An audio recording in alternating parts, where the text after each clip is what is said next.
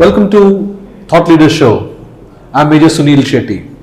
My Startup TV is at Watson University, and we are here specially to meet. Trade Tower is an incubation center, an accelerator, and innovation hub, which is headed by Kashyap Kompella. Welcome to the show, Kashyap.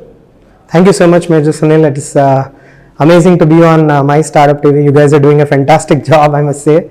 Thank you. It is because of the support we get from people like you who have been in the startup ecosystem for quite a while. Absolutely. I mean, it's a pleasure talking to you. So yeah, I think the context of innovation and entrepreneurship at large, I think, is picking up. I think we are now a nation that is becoming quite enterprising.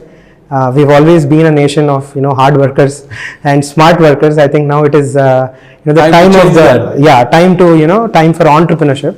I think that really sets the context for the importance, if I may call so, I think, of incubation and innovation activities at educational institutions. I think Trade Tower exactly sits there to address that fundamental sort of challenge that we have in the education setup, right? So correct. Yeah. So you've been in the startup ecosystem, and for a while now, and you are here at the Watson University and heading the Trade Tower. Yeah. And you get to interact with aspiring entrepreneurs and also students, right? Yeah. As part of your job. And you also said we are now becoming that startup nation where people want to do startup. Do you also get to feel this when you talk to students? I mean, like. Percentage, what do you think? All of them want to become entrepreneurs, or there is a large chunk of people who want to become entrepreneurs? Oh, thanks for the question. I think, definitely there is a lot of energy, right? I think when we look at students who just are in their very initial stages of graduation, at their undergraduation level, I think you see the students really want to do a lot more. Yeah. I think, one of the things that, you will agree, I'm sure, is compared to the generation, I think 2 generations before, I think it was much more about getting a job. It was about Roti, Kapda, Makaan, very right? True, very true. I think now we are talking of a generation. I think most of the students, I think that fundamental things are sorted for them, right? I think it's no longer about getting a job for most people. It is more about creating impact. It is more about getting a lifestyle that they want. It is more about finding a workplace that really kind of attracts them, right? So it's not anymore like students looking for companies, but it's more like companies trying to find the right fit for the employees. And that is one side of it. And the other side is obviously entrepreneurship, right? I think entrepreneurship I think is a much greater and a broader idea than just startups. I think startups are definitely the flavor of the season. But having said that, I think entrepreneurship as a spirit, I think, is much broader, and it would be very useful for companies to employ people. I'm sure you have been an employer as a startup founder as well. You have been in both sides now. So I think you see a conventional sort of a student with standard knowledge and skill sets versus somebody who is very entrepreneurial, somebody who is very enterprising. So I'm sure you would pick somebody who is very enterprising, right? Definitely you want to go with people who have been who have that entrepreneurial mindset, right? And within the startup itself, I think the startup itself is kind of, or the entrepreneurial journey for people and for entrepreneurs. There has been a change because if you go back to 2014, 15, 16, it was all tech. Correct. Now we just spoke to a couple of startups incubated at your Trade Tower, and one of them is young lady trying to get into hydroponics, right? Yeah. Now it's no more tech driven only. They're getting into agriculture. They're getting into other stuff. So there has been even the startup thought process has changed, isn't it? You're absolutely right, Major.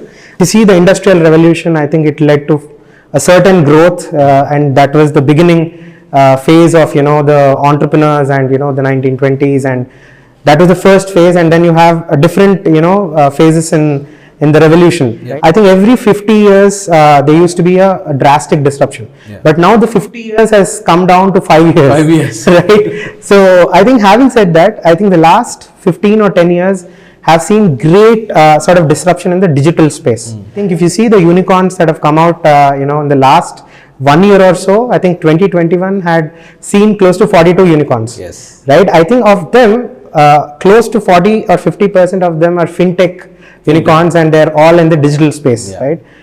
You have now new categories like called insure tech, Yeah. right? You have categories like prop tech, right? Pretty much every few yeah. months there's a new category coming up. Correct. Isn't it? Yeah. There is a standard suffix called tech, but and then everything is then added to it. everything, yeah. So I think the digital landscape has seen a great, I would say, evolution over the last 5 to 6 years, especially thanks to the smartphone, revolution that happened, and also players like Jio coming and giving internet all over, right? I think so. This has led to major, breakthroughs, and the overall ecosystem actually coming up with smart solutions with the power of technology, with internet, as the core, I would say, layer that so. Smartphone with the power of network and internet, and now the 4G and now the 5G coming, I think has made way for a lot of innovations coming, right? And so unlike the previous sort of I would say 20 or 30 years back, you needed a lot of capital. It was very capital intensive. You would call it an industry, you would not call it a startup. Now the startup word has come because of the ease at which anybody can get into the market, right? With the kind of digital play. But having said that, I think the second part of your question was, now you see a lot of hardware plus software companies. I think with the advent of IoT and computing, quantum computing coming, and there are a lot of bunch of other technologies.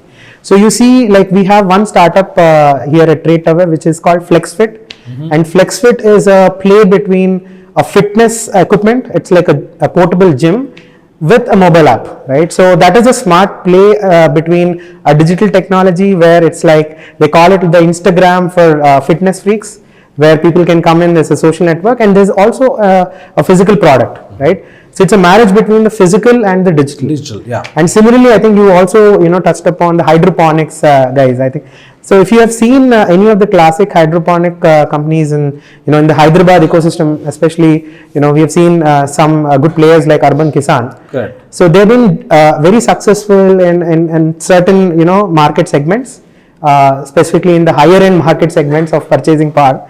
And also with the though they're a physical space and growing plants on water, but I think it takes a lot of integration of technologies like sensors and getting IoT play there, with constant tracking and monitoring of various parameters. So I think today's thing, right, just to I think summarize, whether you do a physical product, hardware product, or any other category, I think technology is a layer that just enables a lot of optimization. There's no sector left which is not touched by technology. Correct. And I think that's how it is going to be going forward. Within the when you talk about startups, incubation centers, especially based out of or located within the education institutions, also have become key. They have become one of the drivers of the whole entrepreneurial spirit. Right. How do you see that? And let's talk about a little bit about in the same context. Talk about Trade Towers. Yeah. Thanks. Thanks for asking that question. So I think this is a very interesting question, right? People ask whether entrepreneurship can be taught. We are in the perfect education ecosystem, and you also being a serial entrepreneur and now an investor, I think you would quite agree that entrepreneurship needs a certain DNA. But having said that, I think looking at the past set of experiences, there is several models and case studies, there are several frameworks, right? If you cannot, you may not really teach it like statistics or math, but of course, there are certain inspiring models, there are set of frameworks, there are set of, I would say, basic first principles, which is what Elon Musk so very well popularized, how to think from, fundamentals. So the approach that, especially at Trade Tower, we follow, there's a certain structured mentoring. There's a structured sort of a process-oriented, journey, right? You cannot just, expect people to just ideate and find everything on their own. The whole, I think, the context of an incubation center, the name itself, is to incubate, right? So starting from how to validate their ideas. Students come with a lot of energy, a lot of ideas, right? However, I think the hardest part, you would have also seen several pitches, I guess. So hardest part is like, how do you really kind of help them in firstly figuring out the right idea to work on, and once they find the right idea, how do you give them the right frameworks or the right methods to validate that without being totally biased about the idea or the correct. Trade Tower starts with giving them the right mentoring, so they actually pitch their ideas, and very initial days we kind of give them a glimpse of the industry and how the industry works, and we kind of do the course correction required in a very structured way in the very initial days. So once the idea is kind of validated, screened, they're assessed, given the right kind of inputs, they go back to the drawing board, which is a very iterative process. Then they're given set of mentoring sort of engagements with our set of mentors, and so we have industry mentors in different subject matter areas. So once they kind of get the inputs, we're giving 2 to 3 months for them to kind of digest that, to reflect on it, and to come back with course correction. Ideally call it a pivot, right? So they come back with, with a fresh perspective to the idea, or maybe they change the idea. They kind of realize that it doesn't have a great TAM, for example, or it doesn't have a product market fit, maybe going further. It may not have the right sort of, maybe the problem itself is not genuine. A lot of times they come up with a problem, but usually it is not a problem, but it is one of a very specific kind of challenge that the entrepreneur or the student faces. The one good thing is that because they are doing all this experimentation, all these trials and errors, while they're still students. Right. So when they actually eventually when they really step out and take to entrepreneurship, they are far better equipped to meet that challenge there, isn't it? You're making a mention how student, not necessarily every entrepreneur can be a successful businessman, right? Yeah. So you're making a kind of a comparison there. Right. So how do you see Trade Tower kind of adding value beyond the the usual that most of these incubation / accelerators continue to do? Yeah. So since we are a university, we in fact today's context being that we are signing an MOU, we are cooperating with HHL Leipzig in Germany. So I think the whole the way in which incubation system works within the academia, right, there are several challenges, right? Firstly, students focus is on there's an academic sort of obligation that they have. On top of it, there's this entrepreneurship. So what we have kind of observed is, unless they're given specific credits and the freedom to work on an idea exclusively without being sandwiched with the conventional set of courses they have, it is kind of primarily very hard, right, to get a logical outcome, right? So I think that is one of the areas that we have had some deliberations in terms of giving a freedom sort of thing for those students who are really who kind of pass a certain benchmark in terms of becoming an entrepreneur. So that is the first thing, and the second being it is not enough if they have a right idea, the idea gets validated. They also need to build an MVP. They also need to pitch. So we also so what we do as part of Trade Tower is we give them a lot of mock pitching sessions, right? I think the great thing about Voxin as a university is we have multiple schools. We have a school of business, we have a school of technology, we have a school of design, and we have a school of architecture, right? You can tap into, so the entrepreneur can tap into each other. Correct, absolutely. So I think one of the harder things is to find a tech co-founder or a design, say a VP of design, maybe UI UX.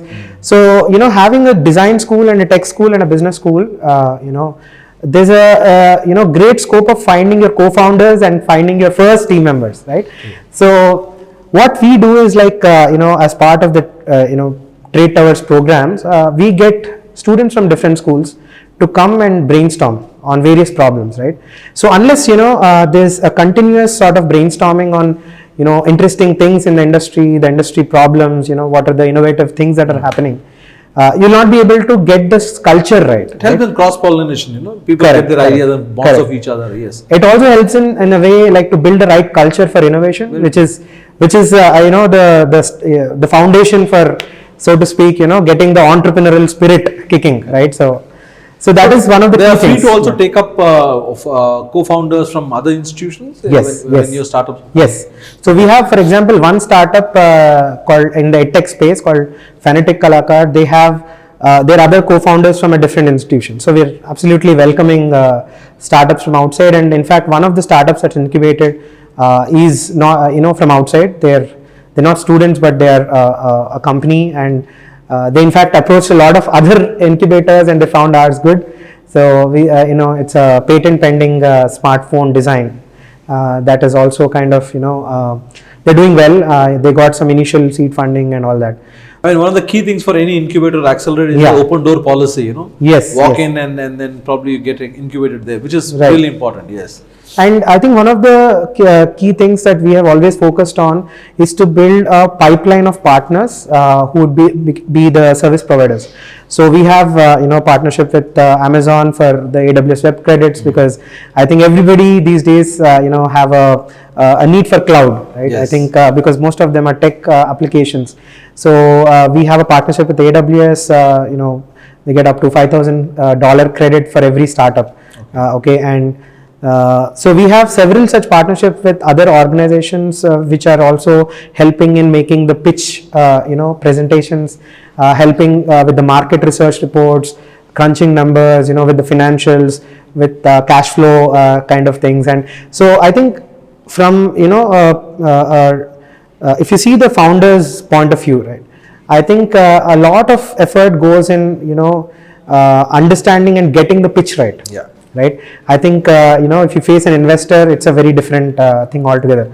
If you face a customer, again, the pitching is different. Completely different, So yes. every stakeholder, I think you got to be prepared, and you need to build yourself, according to the stakeholder.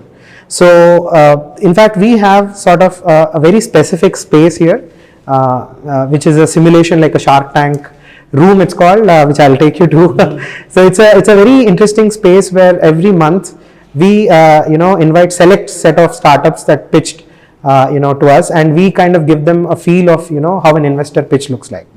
And this is how they actually learn how to pitch in front of investors. If you're sitting in front of VCs or in a room of seasoned investors, I think you should be prepared with the questions that are asked, right? So that there's a certain sense of seriousness installed in them. Yeah. Tell us about the the MOU that you are signing today with HLL. What is it, and how is it going to impact the entrepreneurs who are incubated here and the trade tower itself? The MOU with HHL is going to be a very broad kind of a mandate. So firstly, it's a perspective with Indo-German sort of ties and connections, and there are two perspectives from different nations. And HHL is a very enterprising university, in fact started by entrepreneurs, and and Watson equally is a very entrepreneurial university started by an entrepreneur. So I think there are great synergies between the two universities to explore research, to explore exchange between startups. Now I think you might be wondering like what exchange of startups is. Like a lot of times we have exchange of other things in terms of trade, in terms of commerce and all.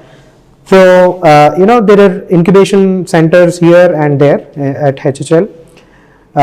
So we kind of are looking at how we can help the German startups from HHL to have some sort of Indian market entry, if there is a scope, and a vice versa, right? Where the startups from Watson's trade tower, having a market entry to the German markets, and thereby go to the European markets.